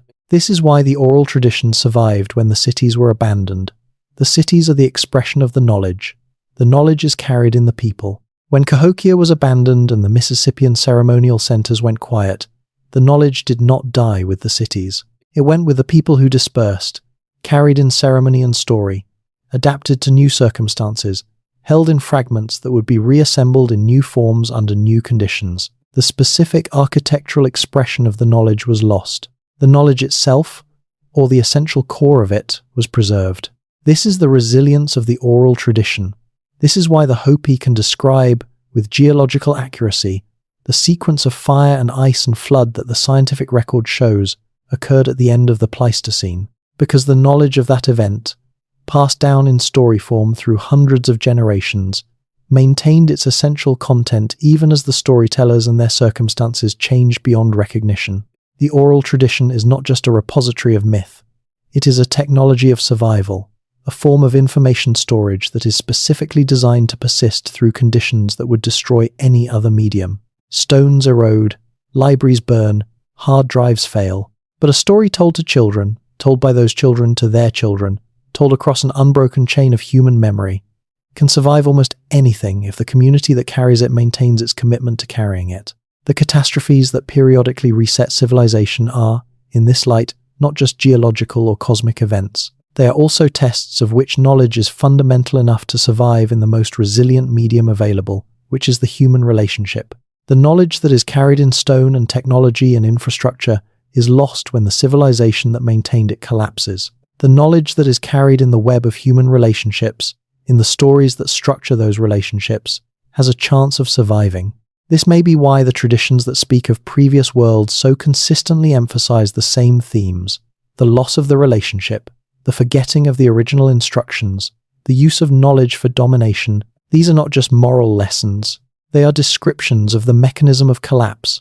A civilization loses its grounding in the relational knowledge that gives it meaning and direction. The knowledge becomes tool rather than orientation. The civilization becomes extractive rather than reciprocal. The system fails, the reset occurs, and the survivors carry forward, in the most durable medium available, the understanding of what went wrong, encoded in stories about worlds that ended because they forgot what they were for. We are the inheritors of all of that, not just of the technology, of the story, if we are willing to hear it. The question of what exists beneath the surface of North America is both literal and metaphorical, and both registers of the question are worth pursuing. Literally, the ground beneath the eastern half of the North American continent contains an extraordinary density of ancient earthworks that have not yet been fully mapped, let alone excavated. LiDAR technology, the use of laser pulses from aircraft to strip away the visual noise of vegetation and reveal the topographic contours beneath, has already begun to transform our understanding of the ancient landscape. In the Maya lowlands, LiDAR revealed in 2018 an urban network far more extensive than previously suspected, with interconnected cities, suburbs, agricultural terraces, and road systems covering an area larger than many modern nations. Similar surveys of the river valleys and floodplains of the eastern United States have begun to reveal earthworks invisible from the ground, submerged under centuries of forest growth and agricultural transformation. We do not know what is under the fields of Ohio and Indiana and Illinois and Kentucky and Tennessee and the bottomlands of the Mississippi and the river valleys of the Southeast. We have found extraordinary things in the places we have looked carefully. We have barely begun to look carefully at most of it. And beneath the water, the situation is even more dramatic. The continental shelves of the Americas represent an archaeological terra incognita of enormous extent. The Eastern Shelf, the Western Shelf, the Gulf Coast Shelf, the shelves around the Caribbean islands, all of these were dry land during the glacial maximum. All of them were inhabited by human populations following animal migrations and coastal resources, and all of them have now been sitting under anywhere from a few dozen to a few hundred feet of water for somewhere between 8,000 and 12,000 years. What is down there? We genuinely do not know. We have found, in the places where we have looked, things that surprise us. Ancient forests, mastodon bones, stone tools, the occasional shaped stone that might or might not be an artifact. But we have not conducted anything like a systematic survey of these submerged landscapes, and the technology to do so, sophisticated underwater, remotely operated vehicles equipped with mapping and imaging technology, exists and is being used, but has not been systematically applied to the question of pre-Columbian human habitation. This is partly a matter of resources and priorities. Underwater archaeology is expensive. The question of what might be found on submerged continental shelves has not, until recently, been considered important enough to fund at the level it would require for comprehensive investigation. But it is also partly a matter of the paradigm. If the conventional model says that humans arrived in the Americas 13,000 years ago and the continental shelves have been underwater for 8,000 years, then there is only a 5,000-year window during which the shelf was inhabited. And that window is relatively short, and the populations relatively small by the conventional model. There is less incentive to look there. If the pre-Clovis evidence is correct, and humans were in the Americas 20,000 or more years ago, then the submerged continental shelves were inhabited for 8,000 to 12,000 years before they went underwater. That is long enough for substantial, complex human communities to have developed. Long enough for the kind of knowledge accumulation that the later inland cultures appear to draw on to have begun. The paradigm change that the pre-Clovis evidence demands would also change what we think might be under the water. And changing what we think might be there would change the priority we give to looking. We may be sitting on top of the evidence we are looking for, literally. There is a recurring image in the iconography of the Mississippian tradition that researchers call the long-nosed god. It appears on shell gorgets, the large decorated shells worn as ornaments around the neck, and on copper plates across a wide geographic area spanning the major Mississippian sites. The long-nosed god figure is associated in various interpretations with a mythological figure who journeys between the world of the living and the world of the dead, a liminal being who crosses boundaries that ordinary humans cannot cross, and who brings back knowledge from the other side. The imagery of the long-nosed god, and the broader Mississippian iconographic tradition of which it is a part, connects to a mythological complex that researchers have called the Southeastern Ceremonial Complex or the Southern Cult, a system of shared symbols and concepts that spread across the Mississippian world during its height. The symbols include the cross in circle, representing the four directions, and the axis mundi, the central axis connecting the lower world, the middle world of humans, and the upper world of the sky. The forked eye, associated with the underworld and with vision that goes beyond ordinary sight. The hand and eye, the eye within the palm, a symbol that appears in traditions around the world, and that is associated with perception, with sacred knowledge, with the ability to see what others cannot. These symbols are not random.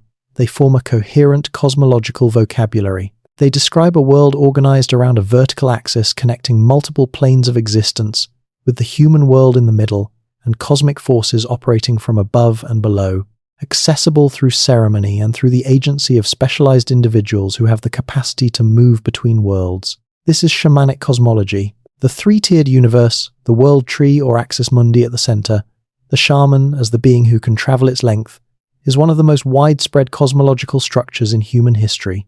It appears in Siberian shamanism, in Norse mythology, in the Kabbalah, in the Vedic tradition, in the religion of ancient China, and in the indigenous traditions of every continent.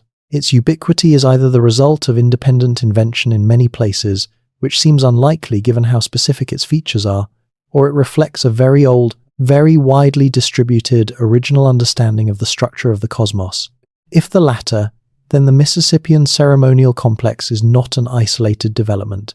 It is a local expression of a cosmological understanding that may be as old as anatomically modern human consciousness, an understanding that arose in the deep past and has been expressed in different symbolic vocabularies by different cultures across the span of human history. An understanding of how the world is organized that is old enough to have survived the resets, to have been carried through the catastrophes, to have been rebuilt each time from the survivor's knowledge of what had been lost and what must be preserved.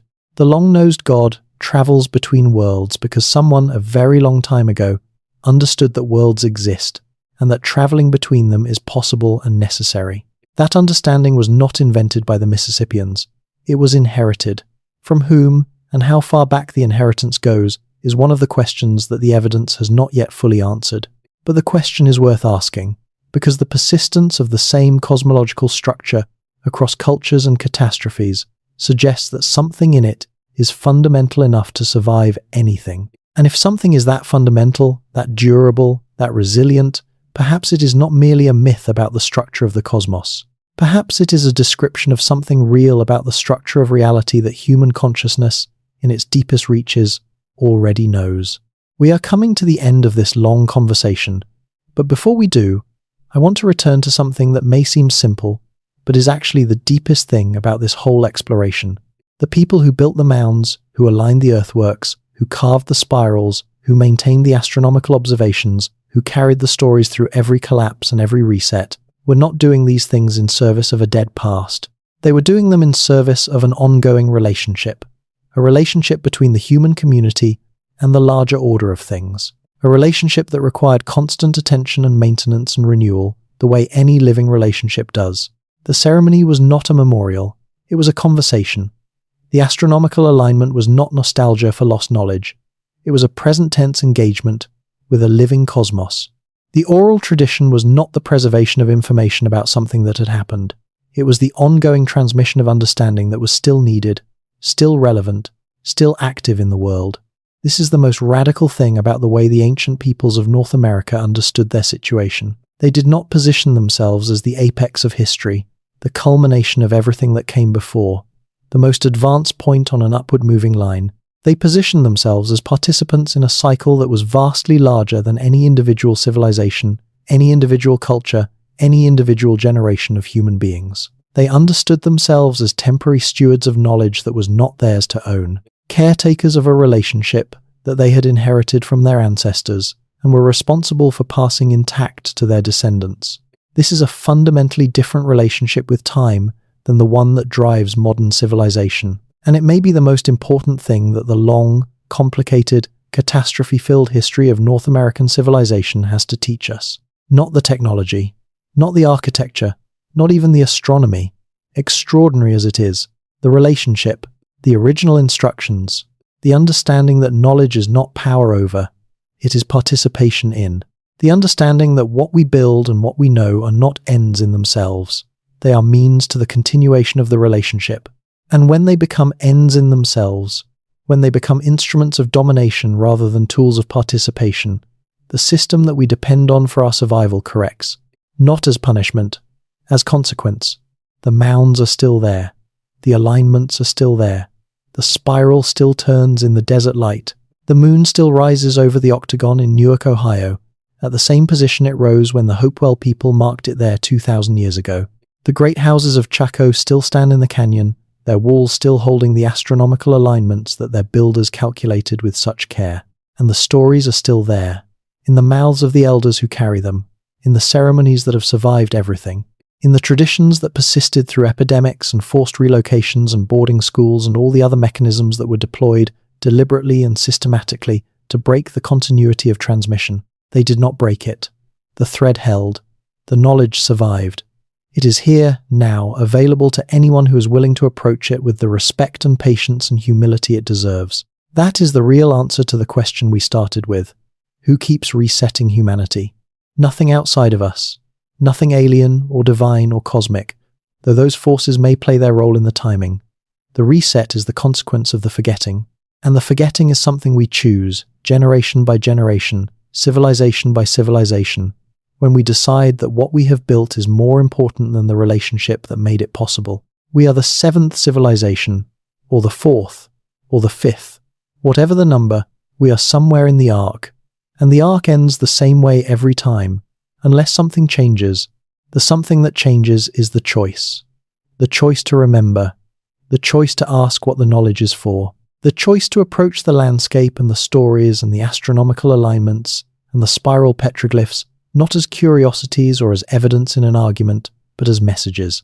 Messages from people who loved this world enough to encode their most essential understanding of it in stone and earth and story and star, so that whoever came next would have a chance to know what they had known. We are the whoever came next. The mounds are still there. The question is whether we are. There is a site in the Florida Panhandle that has been quietly rewriting the timeline of North American civilization for several decades, and most people have never heard of it. It is called the Page-Ladson Site, and it sits at the bottom of the Orcilla River, a dark, tannin-stained river that flows through the karst landscape of northern Florida into the Gulf of Mexico. In the 1980s and 1990s, underwater archaeologists working in a sinkhole in the riverbed discovered mastodon bones, stone tools, and cut marks on bone that indicated human butchery. The site was dated to approximately 14,500 years ago, making it one of the earliest firmly dated archaeological sites in North America. What makes Page-Ladson particularly interesting is not just its age, but its environment.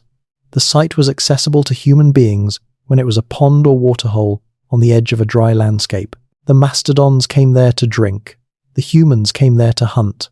At the time of occupation, the Gulf of Mexico was much further away than it is today, and the landscape of northern Florida was not the subtropical wetland it is now, but a dry, open, savanna-like environment with sinkholes and springs providing the primary water sources. The people at Page-Ladson were not the earliest Americans. By 14,500 years ago, people had already been in the Americas for at least 8,000 to 10,000 years, based on the most conservative interpretations of the pre-Clovis evidence. They were, to be more precise, among the earliest Americans whose presence we can document in a specific place with specific evidence. They were real people with real needs, hunting real animals in a real landscape that no longer exists in the form they knew it. And they were gone. Not because they failed. The human presence in Florida continued after Page-Ladson, but the specific people, the specific community, the specific knowledge of that specific landscape, that is gone. Swallowed by the rising Gulf, buried under the tannin-dark water, waiting in the sinkhole at the bottom of the Orcilla River for the next person who thinks to look. This is how history works. Not as a straight line, but as a series of local stories, each one complete in itself, most of them invisible to us, because the medium in which they were written did not survive. The Page-Ladson story survived because it was in a sinkhole, sealed from the air, preserved by cold water and darkness. Most stories did not have that luck. The stories that did survive, the earthworks and the astronomical alignments, and the copper artifacts and the oral traditions, are not a representative sample of what existed. They are a biased sample, weighted toward the durable and the dry and the deep. Everything wet, everything organic, everything that depended on the continuation of the community that made it, is mostly gone. We are looking at the bones. We are trying to reconstruct the body. It is an extraordinary effort and it has produced remarkable results. But we should be humble about how much of the body is still missing. The Natchez people of the lower Mississippi Valley were one of the last surviving Mississippian cultures at the time of European contact. When French explorers encountered them in the late 17th and early 18th centuries, the Natchez still maintained a functioning Mississippian polity, complete with platform mounds, a sacred fire that was never allowed to go out, an elaborate caste system, and a complex of ceremonial practices centered on the figure of the Great Sun, their divine ruler. The Great Sun was understood to be a direct descendant of the sun itself. His authority was absolute and his connection to the celestial order was not metaphorical but literal, in the Natchez understanding. When the Great Sun died, his household was expected to join him in death, a practice that shocked the French and was a primary source of conflict between the Natchez and the colonial powers. The sacred fire that burned continuously at the Temple Mound was the embodiment of the sun's presence on Earth. Its maintenance was a religious obligation that connected the human community to the cosmic order. The Natchez were destroyed as a political entity in the 1730s as a result of wars with the French. Their population was killed, enslaved, or dispersed into other nations. The sacred fire that had burned continuously, perhaps for centuries, was extinguished. The Natchez as a people survived in fragments, adopted by neighboring nations, their culture surviving in diminished form. In the Natchez case, we have a relatively well-documented example of what happens to a Mississippian civilization under the pressure of European contact and colonial violence. The political structure collapses, the ceremonial infrastructure is destroyed, the population disperses. The specific knowledge of how to maintain the sacred fire, of how to conduct the ceremonies, of how to read the mounds, is held by fewer and fewer people with each generation until the thread becomes very thin. But the thread did not break. There are Natchez descendants today. The language is being revived. The history is being recovered. The knowledge that survived in fragments is being reassembled from every source available, including the accounts of the French missionaries and colonists who witnessed the Natchez world before its destruction, for all their biases and misunderstandings. This is what the recovery from collapse looks like. Not a triumphant return to a previous form, something more difficult and more honest. The gathering of fragments. The patient reconstruction of understanding from incomplete evidence. The determination to maintain the relationship even when the specific form in which it was previously expressed is gone. The Natchez story is a microcosm of the larger story we have been exploring tonight. A civilization that reached a form of complexity and sophistication, that understood itself as being in relationship with the cosmic order, that encoded that understanding in architectural and ceremonial form, and that was violently disrupted by an external force before the full arc of its development could complete. The survivors carried what they could. The rest was lost. And across the continent, this story repeated. In different places, at different times, with different specific causes, but the same general shape. Rise, development, disruption or collapse, loss, survival of fragments, slow recovery. The question that hangs over all of it is not whether recovery is possible. The evidence of recovery is everywhere. In the communities that have maintained their traditions through every form of adversity, in the languages being revived, in the ceremonies being continued, in the knowledge being transmitted to the next generation with the same dedication it was transmitted to every previous generation. The question is what we do with the knowledge of the pattern, now that we can see it, now that the geological evidence and the archaeological evidence and the oral traditions are all pointing in the same direction. Now that we are in a position, for the first time perhaps in the long history of civilizational cycles, to recognize the pattern while we are still inside it. Do we use that recognition? Do we ask what the knowledge is for? Do we turn from the path that every previous civilization walked to its end and try something different? Or do we complete the pattern? The mounds do not answer this question. The spiral petroglyphs do not answer it. The astronomical alignments do not answer it. They pose it.